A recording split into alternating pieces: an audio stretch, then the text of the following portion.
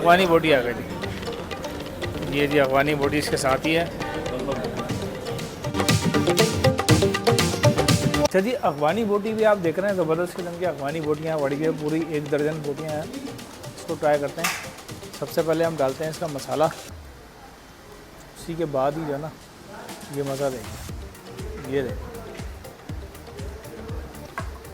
अच्छा, ये अफगानी बोटी जो है ना ये दुम्बे की बोटी है, और ये चर्बी वगैरह सारी सब दुम्बे की है। अमूमन ऐसा होता नहीं है, बाज़ लोग इसके अंदर जो है ना थोड़ा सा चेंजेस भी कर देते हैं, लेकिन ये ऑथेंटिक दुम्बे का आपको गोश्त मिलेगा यहाँ पे। तो ये ट्राई करते हैं। मैं तो भाई ऐसे डायरेक्ट ट्राई करता हूँ भाई।